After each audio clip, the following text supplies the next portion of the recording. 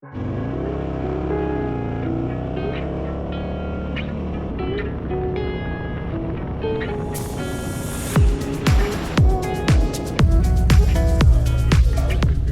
a fabulous day it is. A little bit cold this morning, but by the time I head back home, it's supposed to be 60. So I just throw on my field shear base layer, turn the heat on.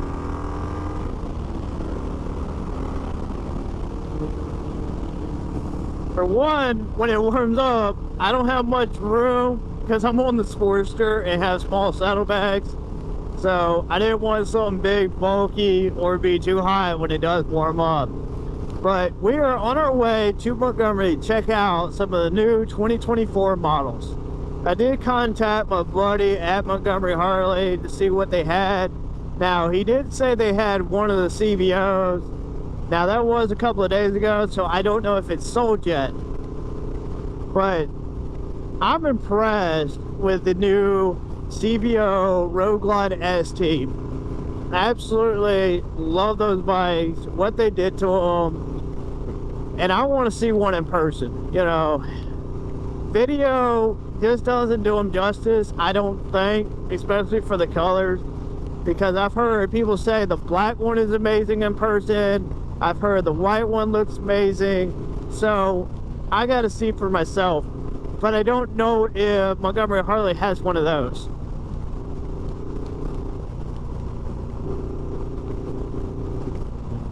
What I really like though is those 117 motors. I think that's an excellent platform to start with. Put a cam in it, put exhaust, change out the air cleaner. You're exactly where you need to be for horsepower and torque, without having to spend so much more money into the bike to really make it perform. Now, I really wasn't a fan of the VVT. And the big reason behind that is you can't really change out the cam. Now, I'm not saying that for everybody, but for me and what I like to do heads, I like to do cams, I like to do exhaust, I like to do a lot of stage 4 stuff. But that's also because of the Sportster, which is Evo, my twin cam, to get the numbers that I really want to see. That's why I like doing all that. But really for the VVT, all you gotta do is change the air cleaner, change the exhaust, and they already got pretty good numbers for what I've seen, but it limits the way I want it to perform. I'm not saying, hey, it's got bad numbers, but if I wanted to change out the cam for the exhaust tone, anything like that, I couldn't do.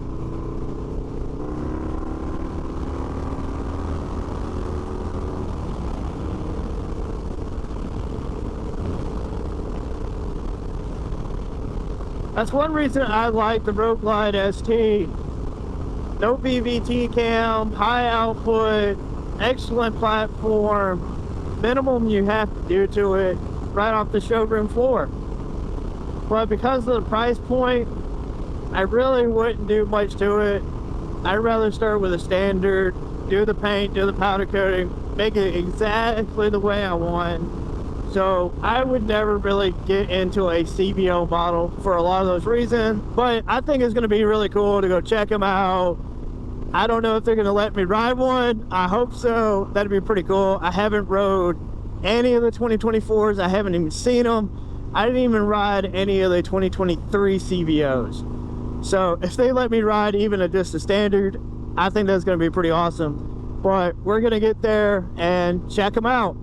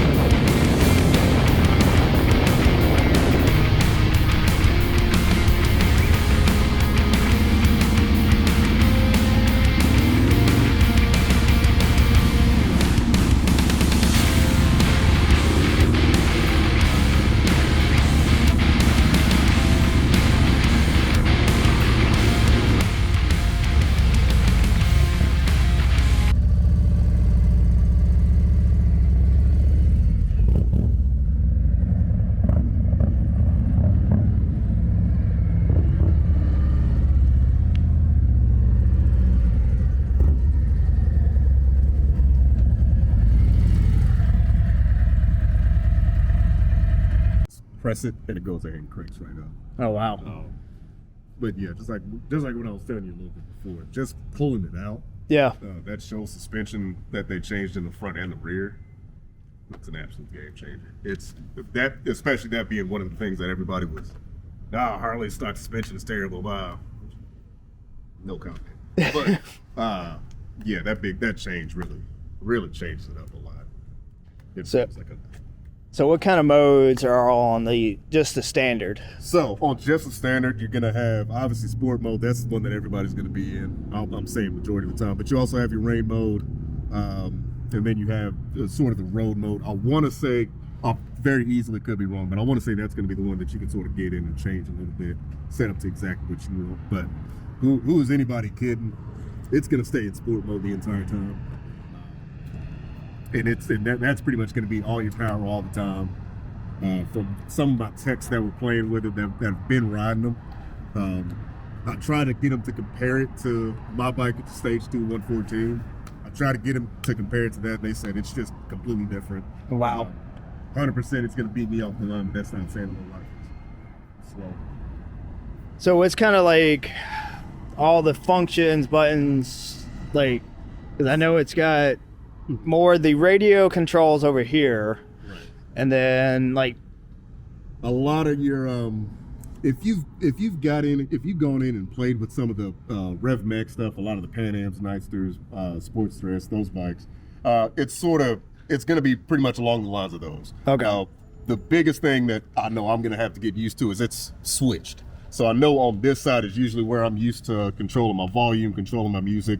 This is going to be how you're moving around, how you're selecting into the menu, going back. Horn, obviously, you've always had your tracks or your turn signals on either side. But over here is going to be where you actually control a lot of your media, a lot of your phone stuff, things like that. So obviously you got your push to talk. Once you get your, that actually brings me to another really good point. The WIM is now back on the pretty much stock models. So all you gotta do is plug your phone up. You'll get it right in there. You don't have to spend all the extra to get your Apple CarPlay, things like that, Android Auto. So once you get everything paired up, you will be able to go in, control your phone calls, actually use Siri, actually use any type of voice things that you like, voice assistants that you like. Okay. And be able to get it all set up that way. Yep. Yes, sir. But she is going to be all touchscreen. So yeah, you can move it around pretty much from there. There is another big change, is that your navigation, what I'm assuming they did is most people tend to use their phones for the navigation anyway. Right. So once you get your phone paired up, just like I was saying, since you have your WIM and Android Auto already on there, once you get your phone plugged up, stick it right in that absolutely perfect cubby hole with a Type-C charger. Once you get it plugged in there, that it pretty much is going to pull the maps, navigation, everything from your phone instead of just having it on board. But you also have, just the same as before, you can go in, really play with your music, find out exactly, get onto whichever one you like on there. Go back into your menu. Some of this I really have to really get in and start playing with. Infotainment.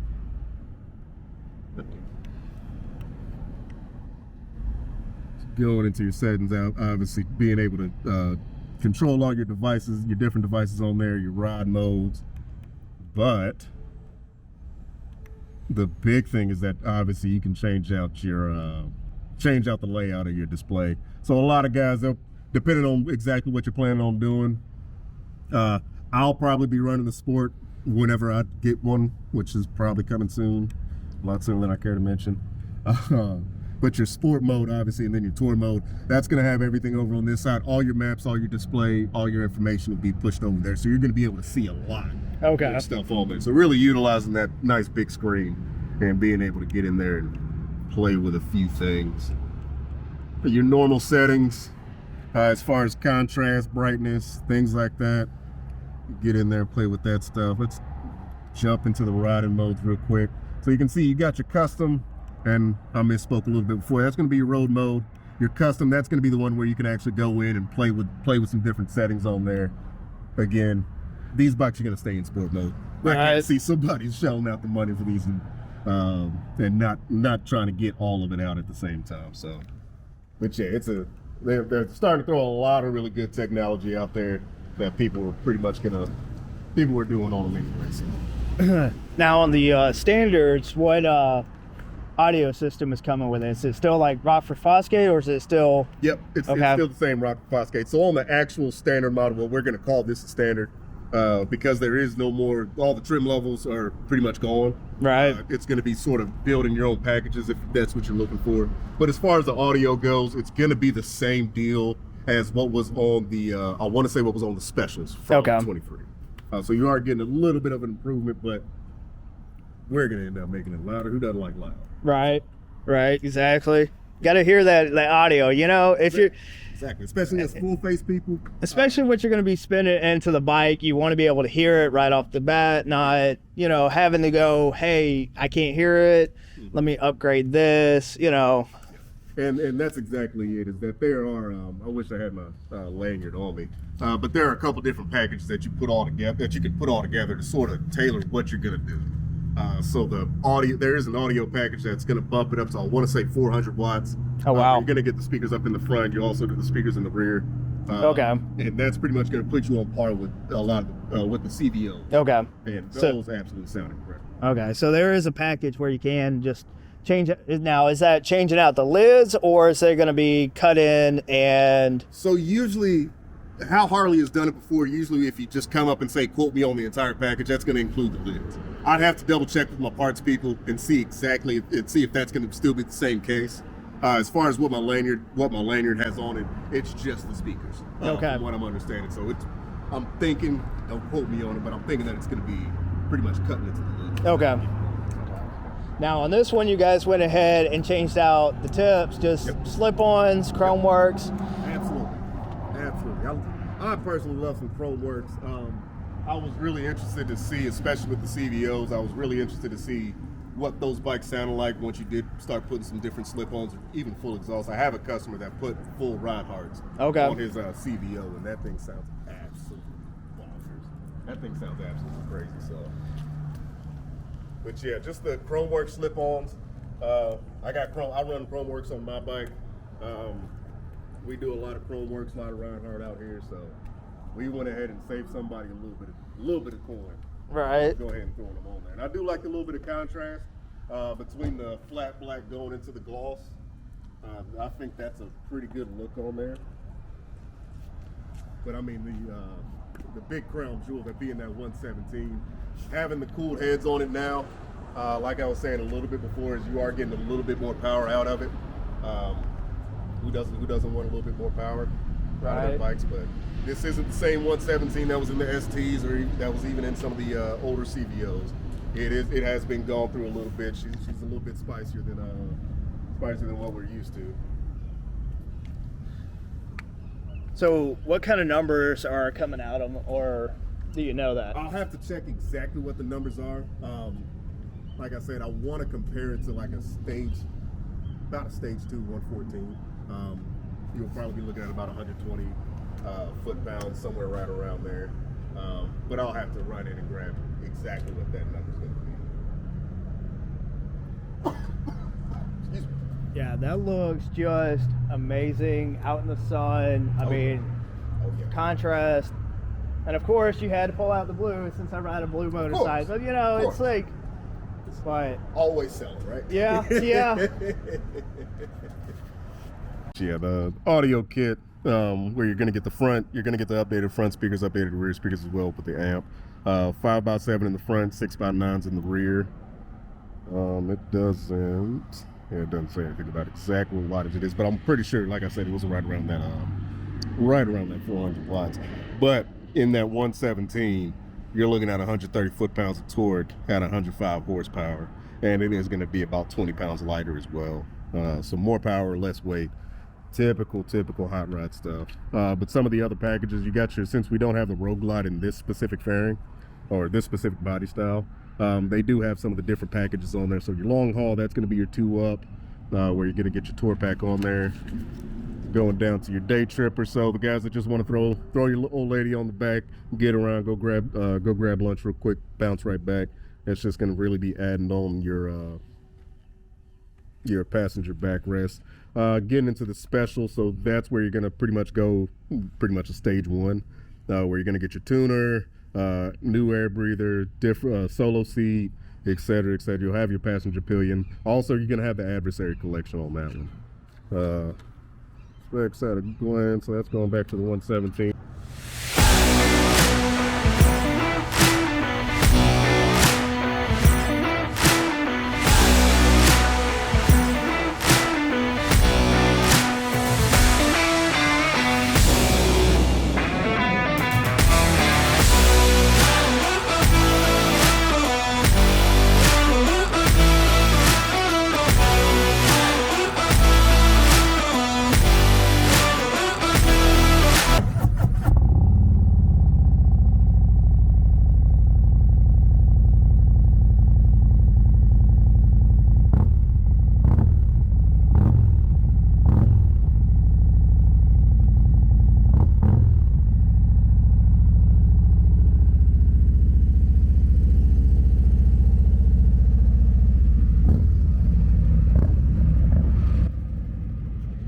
Damn, that thing sounds nasty, especially with the chrome work slip-ons, and it's just slip-ons on that thing.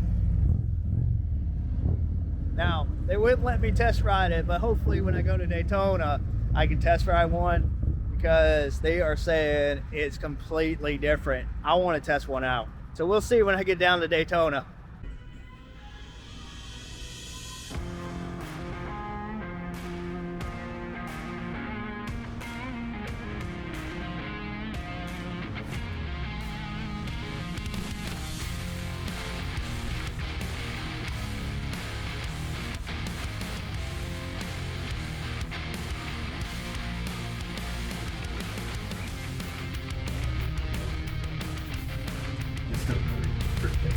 Yeah.